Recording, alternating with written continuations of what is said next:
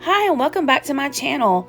This is Mandy and this week we are going to be making easy, affordable, and delicious food for my family. So stick around and let's get cooking.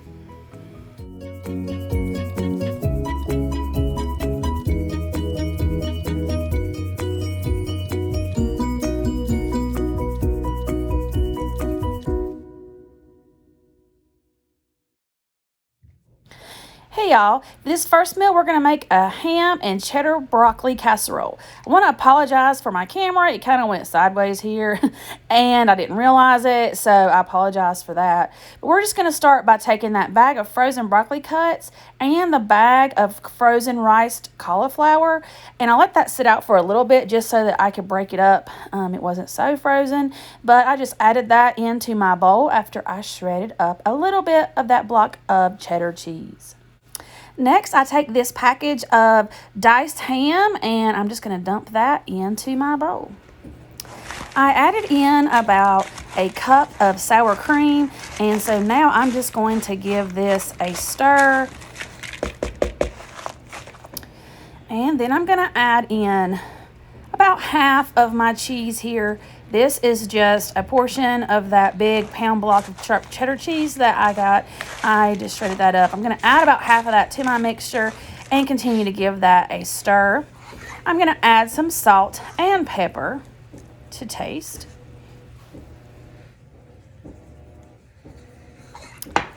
And then I'm going to add in some garlic powder and some minced onions. I had just a teeny tiny bit of minced onions left, so I just added what I had left, and then I'm going to give this another quick stir. So here is my casserole dish that I sprayed. I'm just going to dump this mix in to my casserole dish, and I've preheated the oven to 350 degrees. And before I put this casserole in the oven, I'm going to use the rest of my cheese, just put that on top. And then we're going to bake this at 350 degrees for about 25 minutes. And here is that ham and broccoli and cheddar casserole as it came out of the oven. This was so delicious and definitely a hit.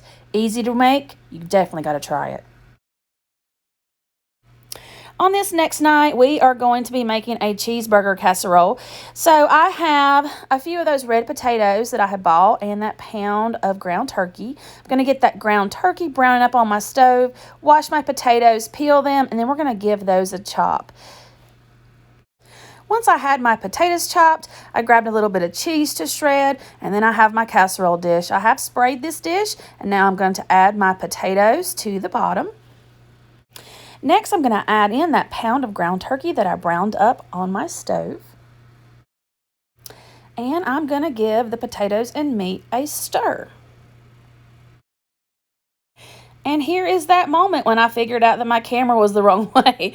So anyways, I've got my potatoes and ground turkey all mixed together here. And so now we're going to add in some of the cheese. We're not going to be adding all of it.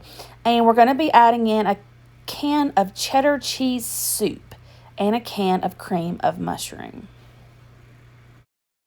Once I added in both of those cans of soups, I'm now going to just mix that in with my potatoes and beef. I'm going to add in some of that shredded cheddar, just give everything a really good mix.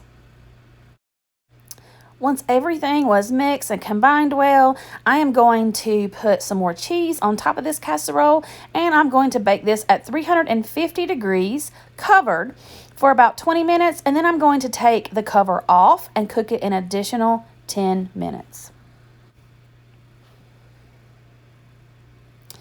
And here is that cheeseburger casserole when it came out of the oven. This was very delicious. Reminded me a lot of the cheeseburger soup that I did a couple of videos ago, but it was very good, very filling, and delicious. You should give it a try. So the next night we are going to start working on our chicken breast. Now this was a pound and a little bit more than a pound and a half of chicken. I'm going to go ahead and cook both of these chicken breasts up on my stove. Just cover it with water, salt, and pepper, and I'm going to go ahead and cut this up. I'm going to be using this across 2 recipes. I just thought I would save myself some time. Cook once, eat twice, right? So once I had all of my chicken cut up, I reserved a little bit for tonight's meal, and I put the rest in a plastic container to store in my fridge for another recipe. So that will save me a lot of time on another day. But I'd already decided to make some chicken quesadillas, but my daughter was sick, and so I wanted to add something with it. So I'm just going to add a couple cans of tomato soup. I thought that would be nice because with these chicken quesadillas, I thought maybe you could even kind of dip those in your tomato soup, sort of like you would a grilled cheese. So I'm just making a simple can of tomato soup here. I always like to add a little bit of milk to mine as well as a little bit of water, so I do half milk, half water. But I just got this tomato soup going on my stove, and then we're going to assemble some chicken jalapeno quesadillas. The first thing that I'm going to do to get these quesadillas ready is make my sauce. So I take a few scoops here of mayonnaise. That's going to be the basis for my sauce, and then I'm going to add in some of this little bit of a jar I have left here of pickled jalapenos, and so I'm going to add that to my mayonnaise here. And I try to drain off some of the juice, but I just put a few forkfuls there of the diced jalapenos into that mayonnaise. And then I'm going to add in, I had this partial package of chili seasoning. Usually I use taco seasoning, but I found this little bit of a packet of chili seasoning, and I wanted to use that up out of my pantry. And so I just added that in and gave this a stir, and this is going to be the special sauce that my daughter loves on her chicken quesadillas. So here is another piece off of that block of sharp cheddar cheese. I have really been trying to stretch that thing out this week, but as I've started looking at my meal plan, I don't think that I allowed enough cheese when I went to the store. I think I'm going to be running out, but we're going to keep stretching and we're going to see how it turns out. So what I'm doing right now is just cutting off a few pieces of the cheese to put onto our quesadillas. So now we are ready to assemble our quesadilla. So I'm going to take this special sauce. I'm just going to kind of slather that all over the flour tortilla. I'm going to put some of my cheddar cheese on top of the special sauce. Another thing that I was thinking that would be so delicious is if you had pepper jack cheese or Monterey Jack cheese. That would be delicious as well. But once I get my cheese on here, I add a few pieces of my chicken, and then I'm going to be ready to move to the stove. I do have a pan preheating on the stove, and we're just going to make this kind of like I would a grilled cheese. And so here you can see my pan with the butter melting in it. Y'all, my pan is so sad. I am in definite need of some new cookware. And I'd like to know, what do you recommend? Leave it in the comments below, because I'm definitely going to be shopping for some new cookware soon. So I just folded that quesadilla over and just made this like a grilled cheese. I made several of these, and this is how we served it up. We served it up with a side of the tomato soup. This was really delicious, a very comforting meal.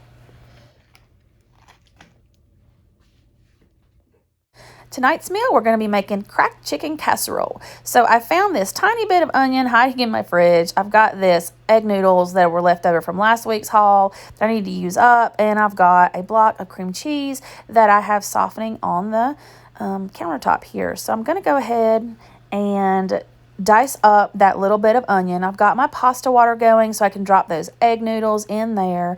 And remember, I already have the chicken prepped from last night's chicken quesadillas, so that's going to save me a lot of time.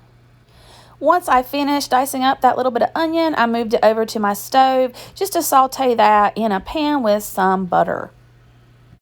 Next, in my large mixing bowl, I'm going to be adding in the chicken that I had prepped last night. I am going to kind of take my hands in there and just kind of tear that chicken up a little bit more into smaller pieces.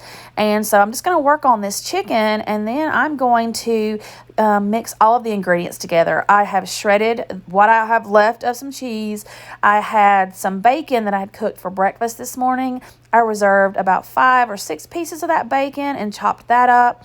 And then we are going to be assembling our casserole. So now to assemble the casserole, I'm going to take about a cup of sour cream. I'm going to add that to my chicken. I am then going to take the block of cream cheese that I had softening on my countertop. I cubed that just to make it easier when I start mixing the casserole ingredients together. Then I'm going to add in most of that bacon. I'm going to leave a little bit for my topping. And then I'm going to add a lot of the cheese, probably about half of what I shredded, and then leave the rest for the topping as well. And I'm just going to give this a really good stir. I am going to add in half of a can of evaporated milk. The recipe I was following called for heavy whipping cream. It was more expensive and it didn't fit into the budget. So I thought I would try using evaporated milk and see how creamy this would turn out using that. And I really couldn't tell a difference in the taste. Once I gave that a good stir, I took that little bit of onion that I sauteed on my stove. I added that to the mixture as well. And then I drained the pasta. Remember the egg noodles, I had that going on the stove as well. So I'm going to drain that pasta, and then I'm going to be adding the pasta to this mixture, and then we'll get it ready for the casserole dish. I added salt and pepper, and then this is what makes it so delicious. I had like a little bit of ranch seasoning left in this container, so I just poured out exactly what I had. Should be about a tablespoon, but you can add as much or as little ranch seasoning as you like to taste, but we love things really ranchy here, so if I had more, I would probably have added 2 tablespoons. But I just gave that another mix, and then we are almost ready to put this in our casserole dish. So once all of that was combined, I poured my drained egg noodles, gave that another stir, and then we're going to be ready to put this in our casserole dish. I have preheated the oven to 350 degrees, and I also have my casserole dish sprayed with some nonstick spray. Now that my mixture is all well combined, I'm just going to put this in my casserole dish and try to spread it in an even layer. And then I'm going to top the casserole with the cheese and bacon that I had left over.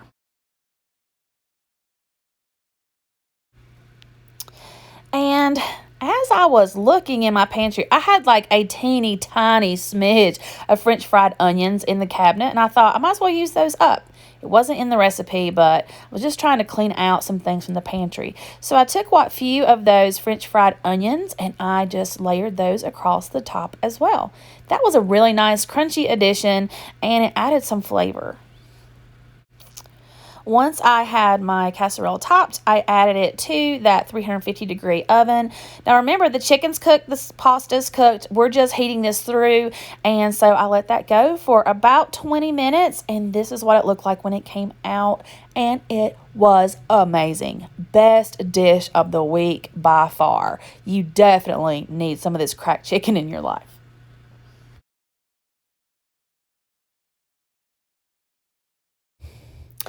Dinner on this last night, I took some of the red potatoes that I had bought. I cubed them up. I washed them really good. I left the skins on because I didn't really care about the red skins.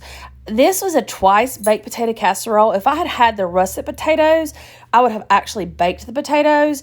But since I couldn't find those, I just decided to boil up these red potatoes on my stovetop. So once I had those fork tender, I drained those and added those to my large mixing bowl. I added in a stick of butter, but I did cut the stick of butter into smaller chunks as I dropped it in, just to make it easier to melt. I also added in the other block of cream cheese that I had. I just dumped the butter and the cream cheese in the hot potatoes and let that sit for a couple minutes just to soften the butter and the cream cheese to make it easier to mix. After that had sat for a few minutes, I went ahead and got to mashing my potatoes, and I didn't want to make these completely creamy because this was going to be a casserole, so I just took my potato masher and coarsely mashed these up with that cream cheese and butter mixture. Next, I added in salt and pepper. Potatoes like a lot of salt, so where I normally do 2 pinches of this kosher salt, I did 3 for this, and I did 1 pinch of coarse black pepper.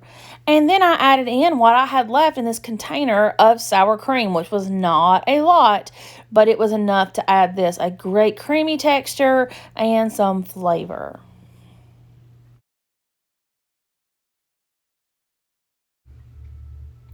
Next, I gave this a great stir, and then I had to not be in budget. I was out of cheese. And so I did have to go to the store and I got a small bag of shredded cheddar cheese. I think it was $2 at my Food Lion. So I did not plan as well as I thought I had, but it's okay because I did not want to not have the cheese. So I have this small bag of sharp cheddar shredded cheese. I'm going to pour half of it into this potato mixture and we're going to give it another stir.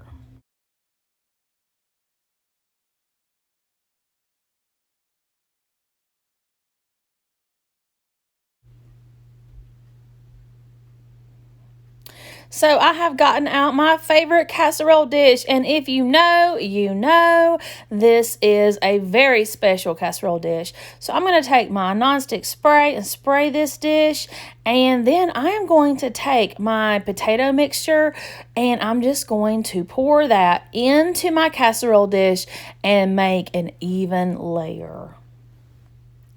Now that I have that potato mixture in an even layer, I'm going to take the rest of this small bag of cheese and just pour this over the top. And we are going to stick this into a 350-degree oven for about 15 minutes.